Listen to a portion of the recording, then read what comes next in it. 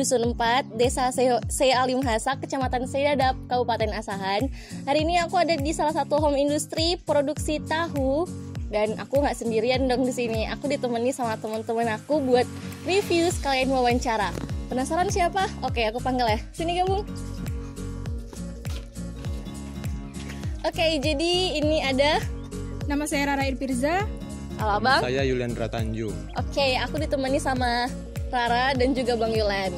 Udah kenalan nih sama mereka berdua. Sekarang gantian kenalan sama aku ya. Kenalin, nama aku Andin. Jadi ready nih ya buat wawancara. Jadi Oke, nanti kita sekalian wawancara, sekalian juga review gimana sih proses pembuatannya. Oke, check it out. Oke, jadi kita sekarang lagi sama Wak Saiman, pemilik usaha tahunya. Jadi Wak, kita ganggu waktunya bentar ya. Iya, Kita mau wawancara sama Wawa. Kita mau tanya dikit ya Wak. Iya. Oke, jadi dari yang pertama aja nih. Gimana sih awal Wawa merintis usaha tahu ini Wak? Boleh ceritain nggak? Dulu-dulunya ada Demnaker kemari mengasih penyuluhan atau bisa dibilangkan ya dia mau apalah ngasih ilmu kepada petani. Jadi makanya hari itu dibikinlah kelompok pelatihan.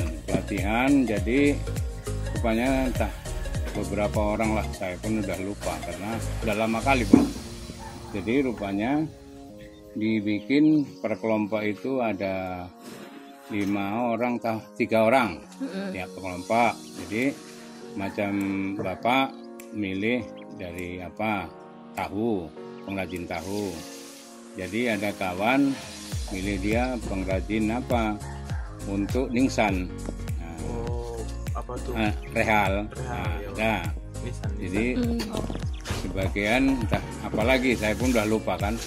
Jadi udah gitu rupanya dilatih pelatihan itulah Wawa sampai sekarang, yaitu alhamdulillah dari mulai tahun 90-an kalau nggak salah 94 atau 95 gitu lah. Jadi alhamdulillah waktu itu sedikit jadi rupanya kan masuk pesantren seminggu sekali sudah itulah setelah kita lanjutkan aja tiap hari ada pula alhamdulillah pasokan di pajak. Itulah terus alhamdulillah sampai sekarang. Jadi memang ya sebetulnya nggak pala banyak produksinya, sikit-sikitnya. Jadi alhamdulillah kalau sedikit itu kalau kita yakini ya mudah-mudahan jadi langgeng gitu. Jadi berkembangnya pun ya cemana lah, ya beginilah berkembangnya cuma. Nah, jadi Pak, yang sedikit itu berapa kilo lah Pak habis ke delai itu? Kalau ini mencapai istilahnya ya 100 kilo untuk 3 kali masak lah. Satu hari? Enggak, untuk 3 hari. 100 kilo untuk 3 Makanya hari. saya bilang tadi memang sedikit produksinya, enggak banyak, cumanya alhamdulillah kalau sedikit itu yang ditekuni ya mudah-mudahan bisa langgeng gitu. Jadi Pak dari tahun 95 itu sampai sekarang ada nggak Pak kita gitu kisah sakitnya jatuh bangunnya lah gitu Pak? Oh ada. Jadi kalau nanti macam inilah kacang kedelai melonjak sampai 400-an lebih. 1 kilo, satu satu goni. Goni. Per 50 kilo itu 1 goni. Jadi kalau sudah begitulah macam mana caranya itulah dinamakan pengrajin ini ya macam mana biar supaya kita itu tadi dapat sikit-sikit ya kita lanjutkan terus kan gitu. Iya betul. Jadi kemungkinan waktu itu pernah sampai 400 lebih. Jadi saya tekuni juga lah sedikit-sedikit lah. Waktu mahal gini ya sedikit produksinya biar supaya pelanggan itu awet gitulah, yang putus pelanggan. Jadi sudah itu ya alhamdulillah rupanya terus turun sampai sekitar 300-an, itulah alhamdulillah nggak lumayan. Tapi ini ada Lagi nih, Wak, ya. ini corona ini, Iya betul, Wak. wah melonjak terus 400 lebih kabarnya anak kita itu tadi. Jadi udah semana nanti ini produksi kami ini. Jadi kalau memang bisa teruskan ya diteruskan, kalau enggak ya freeze sejenak lah. Wah, kalau presiden berarti Jadi semana lagi, begitulah semana. Kalau yang memang istilahnya nggak begajihnya kita, iya ya, Wak. Tipis tuh berarti kan. tipis lah. Karena begini, kita bandingkan dengan makanan-makanan lain itu lebih jauh murah tahu ini dari kan bandingan makanan lain. Jadi Wak, modal awal Wak buat usaha ini kira-kira berapa ya, buat bangun usaha tahu ini? Oh begini, hari itu dapat bantuan dari Depnaker. Mesinnya pun masih ada itu, mesin kecil. Dari pemerintah? Iya, dari Masih tahan, Wak, pemerintah. sampai sekarang, Wak. Masih. Wow. Tapi memang udah beberapa tahun kami berikan karena kami udah rasa-rasa memang udah nggak layak lah pakai lagi kan. Iya, Jadi iya. diberhentikan itu ngambil mesin yang besar itu. Untuk giling Iya, kedelainya. pendeling itu. Jadi itulah. Jadi alhamdulillah bantuan pemerintah itu masih ada sekarang. Jadi bantulah, itulah modal pertama itu dibantu pemerintah itulah. Itulah terus ini. Iya, alhamdulillah sampai sekarang lah. Jadi Wak, ini yang dijual tahu yang masih mentah atau tahu yang udah masak? Yang udah digoreng. Jadi goreng. Apa Ya, tahu kalau goreng? memang ada yang berminat tahu putih begini, ya kami kasih juga kan gitu. Kalau jualnya jual kemana aja Wak? Di pajak pagi. Pajak pagi udah ada langganan itu. Pajak pagi yang di Jalan Di Kasarina. ini di apa? Ipo. Ini di Bakti. Bakti. Oh, Bakti. Nah, di Bakti. Nah, di Bakti itu yang kami jual. Dijual berapa Pak harganya? Dia dijual satu blok gitu atau Itu gimana? satu bungkus isinya 20 biji. 20 biji itu kan. Itu kami menjualnya hanya Rp350. Satu bungkus. Satu bungkus. Satu bungkus itu 20 biji.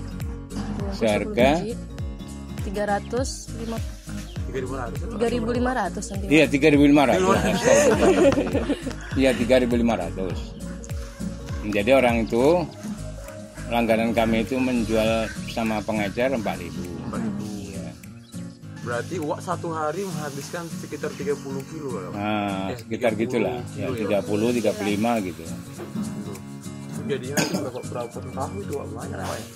Alhamdulillah kalau Berapa bungkus Wak kalau misalnya jadi? dia 10, kalau masa 10 dia 100 sampai 9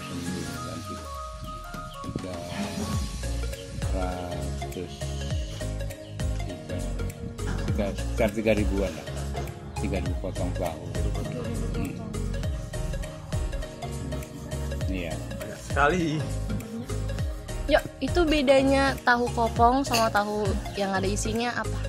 Nah itu dari cara penggorengan. Cara gorengnya. Nah, tadi ada yang penasaran Wak. Itu gimana cara gorengnya Wak? Tahu itu ada yang padat, ada yang kopong. Nah itu tadi. Padahal kan Ya. bahannya sama nih sama Ah. tahu putih tadi kan? Wak? Ya, jadi itulah tadi makanya kalau dia tahu padat dia itu nggak lama gorengnya. Jadi kalau tahu kopong dia itu harus lama.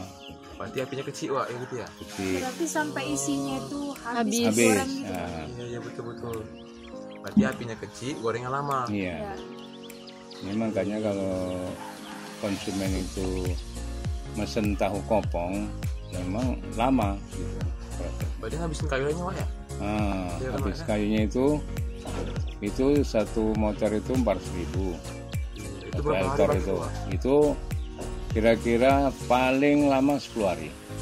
Nah, jadi Wak, motor. ada perbedaan harga nggak antara tahu kopong sama yang tahu isi? Nggak ada, Sama. kalau permintaan itu kadang-kadang dia kalau macam ini liburan sekolah ya permintaan dari tahu kopong itu nggak banyak. Tahu padat yang Banyak tahu padat. Kalau tahu padat untuk makan tiap hari kan. Jadi kalau tahu kopong itu kan kebanyakan untuk tahu isi. Berarti pada pedagang lawak nanti beli lagi untuk Iya. goreng tahu isi gitu ya. Iya. Pak, tadi awak lihat itu masaknya pakai apa? Pakai kayu ya? Iya. Kenapa nggak coba pakai gas atau yang lainnya gitu, Pak? Lebih lebih parah kenanya gitu, maksudnya Lebih mahal lebih biayanya. mahal dibandingkan pakai kayu gitu. Karena pernah mencoba goreng pakai gas, kalau dikirakan lebih Lebih banyak mahal, pakai gas. lebih mahal gas dari kan kayu. Itu makanya jadi berarti ini nggak bisa lah pakai gas gitu. Enak nggak Wak nyari kayu-kayunya gitu? Kan kayaknya Ya, susah. ya gitu. inilah kalau yang kita mencari memang susah, udah nggak ada kayu hutan sini kan. Jadi belilah itu sempengan itu dari Panglong, Oh. dari pengrajin apa itu balok. Yang kayak di Ah. belakang apa itu ya? Kuburan Cina itu ya. Iya itu Jalan apa namanya itu? Belakang kuburan Cina yang Jalan- Pajak Bakti itu. jalan. Oh, Pasar Lama. Pasar Pasar Lama Lama. itu ya. Di situlah. Tapi awak kan nggak pernah ke situ. Udah ada memang langganan kan. Di Orang itu telepon yang Telepon nganter, aja, telepon aja antar. diantar. Jadi nggak malah nyari-nyari ke sana, beli ke sana nggak. Jadi Pak, ini yang ngerjain semua ini ada pekerjanya nggak atau orang Wawak sendiri? Nah ini termasuk cucunya ini yang kerja di sini. Berarti yang kerja di sini keluarga. Keluarga keluarga semua. lah. Ada bagian-bagiannya Pak? Hah? Bagian-bagiannya ada nggak? Yang Enggak. kayak- Enggak ada. Semuanya bagian. merangkap. masing-masing lah gitu ya, Pak ya. Jadi ya memang bagiannya cemana lah ya. Nanti yang gorengnya nanti Iya. bisa bijur nanti kan. Menggoreng lah, mulai goreng. Dia nyambikin aja, nggak goreng. Jadi kalau sekarang masuk ke pesantren, Pak, seminggu sekali lah, Pak ya. Seminggu sekali. Tetap itu ya. Iya. Jadi aku kenal pertama sama Wak nih tahun 2008 kemarin. 2008 ya. Iya Pak, karena pertama kali masuk pesantren kan tahun 2008. Pak, Iya. gitu. Iyalah. Banyakan pesantren dulu kan bawakan Wak, bawakan. Sampai titip sama Bu Mini. Alhamdulillah lah sampai sekarang kan. Itu berapa lah itu, Pak? Apa namanya, berapa bungkus lah satu hari ke pondok aja tuh, Pak? Kalau ke pondok 800 biji, 800 biji, berarti kita berapa bungkus tuh, Pak? 10 bungkus ya? 40. 40 bungkus. Nah, kan 40 kali 2 kan 80, 800 biji. Nah, 40 bungkus ya. Itu lagi giling apa, Pak? Ini giling apa? Kacang kuning. Oh, giling Kedelai. Kedelainya itu. Kalau mau nengok itulah anak itu Iya. masih giling itu Ini keluarin dia apa lah yang udah gilingan itu santan itu. Kalau memang mau mau di videokan bisa aja itu. Nah,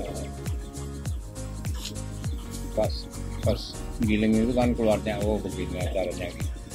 Kalau ada nama tahunya, Pak, nama usahanya gitu, Pak. Usahanya, Pak. Gitu. Gini sebetulnya kami bikin grupnya grup Sakinah apa ya? Anak-anak itu lupa saya. Nama apa usahanya apa namanya? Baro. Pengusaha tahu, pengrajin bukan pengusaha. Pengrajin tahu. Nah, kalau pengusaha itu besar. Jadi kalau pengrajin ini rumah tangga, ini pekerjaan rumah tangganya nih. Pengrajin rumah tangga ya inilah pengrajin itu usaha tahu, usaha tempe. Tapi kalau memang nanti dia udah usaha itu paling enggaknya minimalnya itu anggotanya paling sedikitnya 5. Boleh dia ke atas. Lagipun nanti kalau umpamanya dia bahan bakunya itu paling tidaknya udah mencapai 3-4 goni per harinya. Itu namanya usaha lah itu. Kalau kami ini masih pengrajin ini. Iya. Pengrajin rumah tangga. Jadi antara pengusaha itu udah hampir setengah ton lagi. Itulah. Jadi, makanya kalau sudah pengusaha itu ya istilahnya ya boleh dibilangkan memang dia itu memang istilahnya modal besar gitu. Kalau pengrajin ini nama pengrajin lah kan. Iya. Jadi pengrajin ini tahu lah. Jadi kan Wak bilang ini kayak masih usaha rumah tangga gitu kan. Nah. Mau nggak dikembangi lagi biar lebih besar gitu usahanya? Ada nggak Wak kira-kira keinginan untuk ke arah sana? Loh, memang sebetulnya ya kalau memang istilahnya macam kami ini kan pengrajin. Jadi kalau istilahnya pengusaha itu kan ada seseorang yang membantu begitulah. Iya, betul. Kita bilangkan pemerintah lah yang membantu.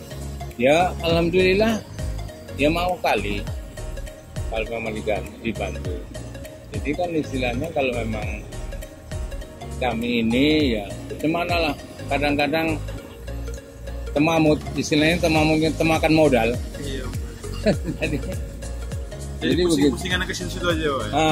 Jadi pusingkan umpamanya duit ini belikan ini dengan kacang nanti jadi putar balikan situ aja ya, Wak. Iya. Jadi kalau umpamanya udah dia pengusaha, tentunya kan stok kacang pun udah banyak, sekian pohon. Jadi nanti yang bikin lain, yang menggorengnya lain, pengecernya lain, nah itu baru pengusaha. Iya. Macam kami ini masih pengrajin ya. Itulah kalau Bapak pikir-pikir kalau pengrajin sama pengusaha itulah bedanya kurasa. Berarti yang sebelah sana sama sebelah sini mesinnya lagi giling kacang lah ya, Wak? Iya, ini kan itu anak yang bikin. Nah ini baru kami. Dua orang. Iya. Berarti yang sebelah sana satu lagi berarti. Nah, itu anak lagi. Jadi yang timbang saya bilang sama anak-anak itu timbang kita jadi buruh, lebih baik buka lapangan kerja. Ya kata Buya, Wak. Iya. Jadi udahlah. Walaupun sedikit kita, kalau kita usahakan sendiri, nggak ada orang merintah. Jadi kalau memang kita jadi buruh, ya otomatis kita itu gaji kita itu tadi patokan sih. Gaji kau sekian, udah nggak bisa nambah lagi. Jadi kalau kita buka lapangan kerja ini kan, ya sedikit banyaknya ya kita lah mengaturnya kan. Jadi walaupun istilahnya dia rugi ya kita juga yang nanggung gitu.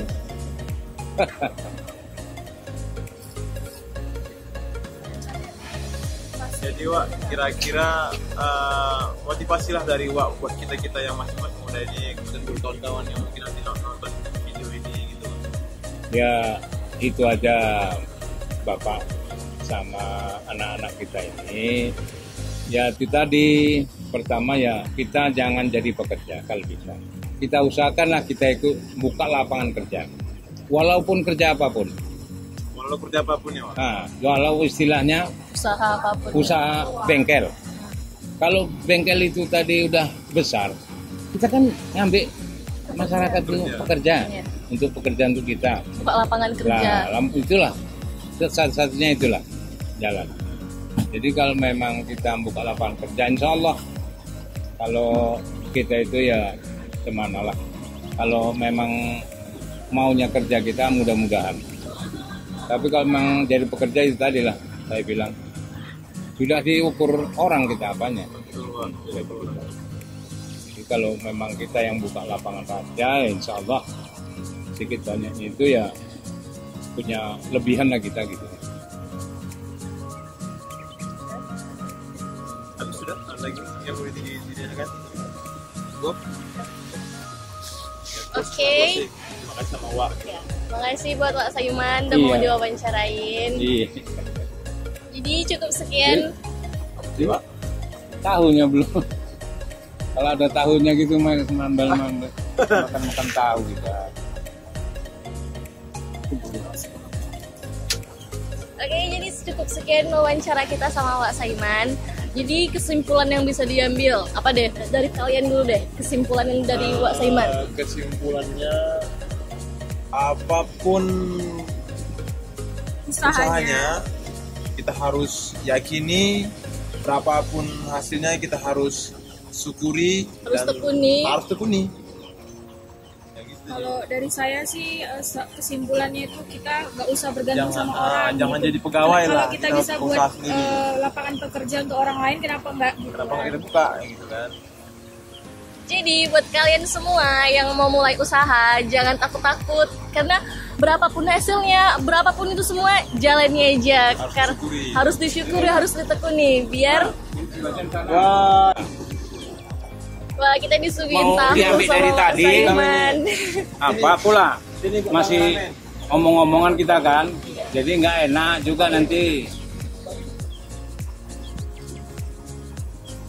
Iya, Pakein dulu, pakein. Insyaallah serta agama kita ya. Amin, insyaallah. Oke, jadi sekian wawancara kita sama Pak Saiman. Pak, makasih banyak ya, Pak, udah mau diwawancarain.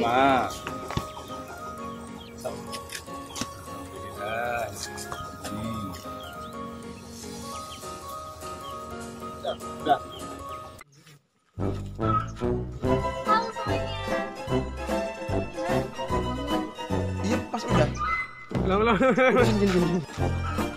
semuanya, jadi hari ini aku lagi ada di salah satu produksi pembuatan tahu dan alamat itu ada di